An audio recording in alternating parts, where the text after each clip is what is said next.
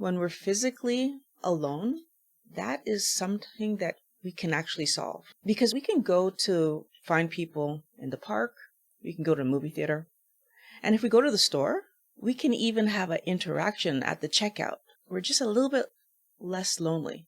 I remember when this situation that of the last 3 years started and everyone was getting sick, and I was forced to go to the bank because of, my mortgage and renewals. And I was talking to the person that working at the bank, and she said she was so sad to see all the elderly people who were risking getting sick to come into the bank weekly, sometimes some of them even daily, because they were so lonely and it was the only social interaction that they had.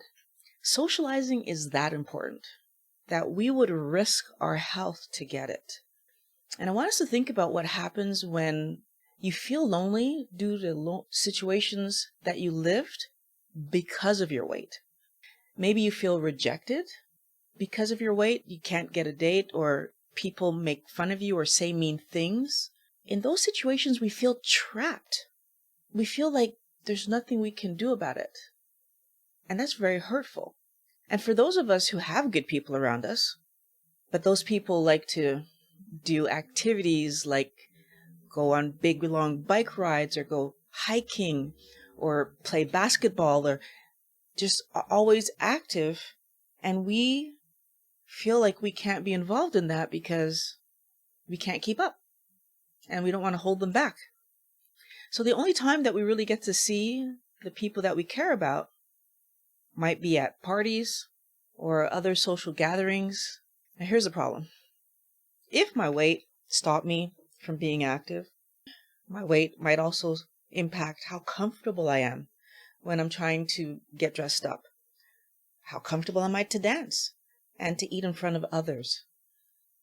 Weight gain often limits our activities, and eventually, if it's not got under control, it isolates us. Okay, you would think that finding a diet that actually solves our weight problem would be the ideal story, right? But there's a hiccup in that, because when I say diet, most people hear low fat, eat more veg, and temporary.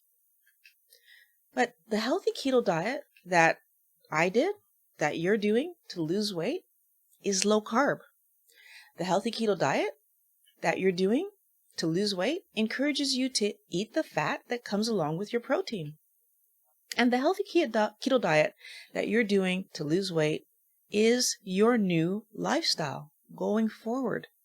So even though you solved the weight problem that was keeping you from socializing with friends, now we've just opened up a whole new can of worms, right? Because now I'm the person at the dinner party and social events who eats differently. So I went from I'm too heavy to do stuff to I'm too weird to eat with. My friends don't accommodate what I'm eating. And that still means I feel excluded and I feel lonely. And can I point out, sometimes it's not even that my friends won't accommodate. I don't want to ask them to accommodate me because I'm so used to this old mentality that I've been living with that says that it's my fault that I'm overweight. At that point, it's my fault that I'm eating this way. It's my fault. And so therefore, I shouldn't ask anyone to do things the way that's going to help me sometimes. And that's not a way to live life, right?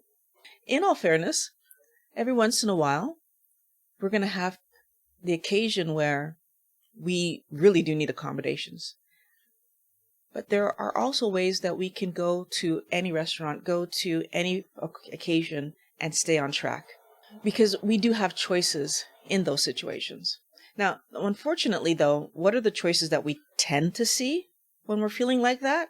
We'll shy away from the event because we don't want to bother anybody. We don't want to be judged for what we're eating.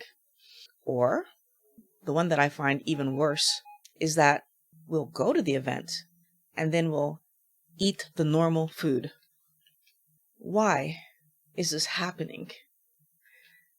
And it happens because, first of all, social interaction is critical. As we saw with the elderly people who were still going into the bank, right? We need social interaction to stay emotionally stable. If we don't have it, as many of us learned over the last 3 years, it's devastating. But secondly, for some of us, the reason that we go to that event and eat the normal food, it's because we're still struggling with our cravings to those toxic foods. And when we're stressed, we're more likely to give in to the cravings. What's stressful? We're sitting in front of food and we're not sure that we're not wanting to eat, but what else are we going to eat? We're out in a situation that's new to us in this scenario of newly being physically healthy and trying to figure out, how do I now navigate my world? This is stressful. It's not my normal. Whenever we're doing something new, there's a little bit of stress attached to it. Even if it's fun, there's still a little bit of stress attached to it. And if we don't understand that, then we don't understand why seeing that food pushes us to want to eat that food, right? Because the self-soothing comes back. The other issue is that many of us have been told that indulging occasionally is okay. That is normal. And it's not going to have a big impact on your health. I know that you, just like I, have lived this statement being made, and yet when you try to do it, you know what happened. Although it might take us months to see the weight creeping back on, it doesn't, and the aches and pains in our shoulders and knees and back and whatever, or whatever other physical situation you have, it doesn't always take us long to see I had one cookie yesterday. Oh my goodness, I'm looking for cookies today. It doesn't take us long to see that I ate out at a not the best quality food restaurant and I had rice and bread and pasta and now I'm searching for it again today. Although the physical negative repercussions might take a long time, the emotional ones doesn't. The psychological ones doesn't. And the emotional roller coaster that's happening for you causes you to beat yourself up for not eating on plan, because now I'm back to square one and I'm struggling again. And for those of you who are aware that if you have any kind of metabolic issue, you can kick yourself out of ketosis, you're also mad at yourself about that, because you know that the fact that you're chasing right now means that you kicked yourself out of ketosis and you'll have to fight now to get yourself back in. You worked hard to lose the weight, and you shouldn't have to choose between socializing and being healthy.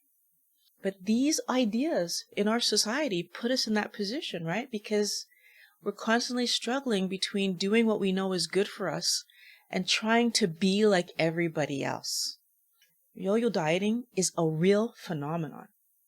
And our society encourages it with this attitude that diets are temporary. And it's hurtful and harmful to our health. What do? Right? Because these are the people around us. These are the people that we interact with every day, especially if you're in a household that isn't keto or carnivore with you and doesn't understand what you're doing. I understand how lucky I am that Pat is eating the same as me and that the kids understand why we eat the way that we do. They don't complain about the suppers we make. They don't complain about the food we buy. And when they go out and go other places, we don't complain about them eating normally over there. Right? This is their journey that they're going to go on to get to, hopefully, the healthy place that Pat and I have found. Here's the interesting thing. Because the kids are with us and because they engage in these conversations with us, they're making better choices regularly. We need people around us to feel connected and emotionally stable. And we need to keep in mind that the people we surround ourselves with provide more than just entertainment and comfort. The people that we surround ourselves with impact the decisions we are going to make.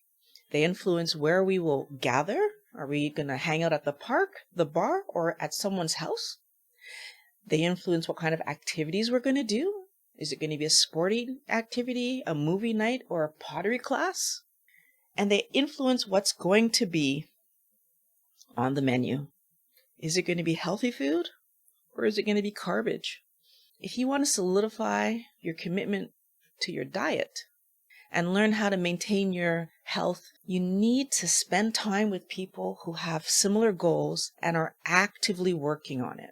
Talking to someone who understands what you're going through because they're going through the same thing helps you to work on that goal. You'll be able to problem solve it together. That's what's amazing about doing these lives with you guys.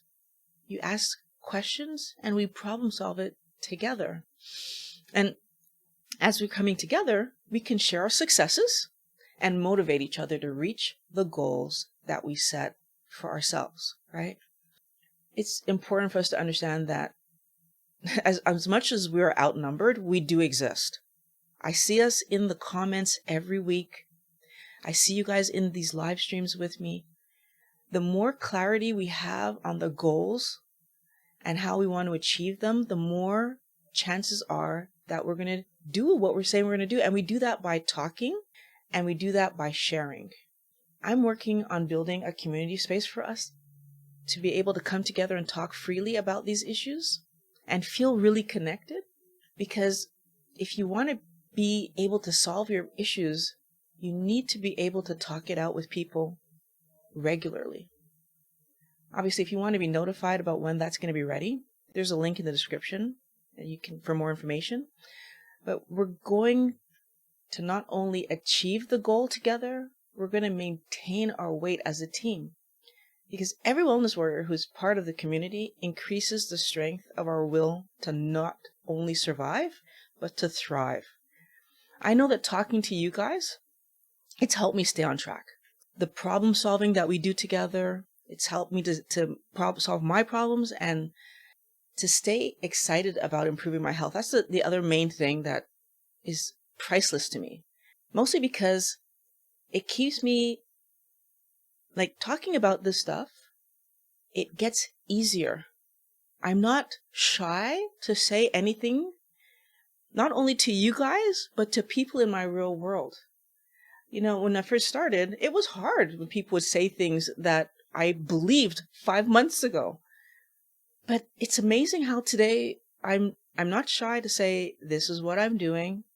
It's okay if you don't understand it. This is what I'm doing. I'm not eating that whatever you're putting in front of me. It's okay if you're upset about it. Having talked to all of you, having heard the stories of when you didn't follow your gut and ate the thing, having lived the results of what happened when I didn't follow my gut and ate the thing, it makes it easier because you feel great when you stay with whatever it is that you've decided you're doing, whether it's keto or carnivore. As long as you stick with what you've decided you're doing, it feels great, right? It's easier when we do it together. So I want to share that experience with you. Like, you've helped me so much in my ability to stay on track just because of talking to you every week. And I want you to have the same thing. I want you to be part of this community, giving and receiving, because I think that's what's been cool for me. It's not just receiving, it's giving, talking it through. So until it's ready, you can watch this video that's right there to help you to stick to your keto diet. I know we're going to do this together and it's going to be amazing.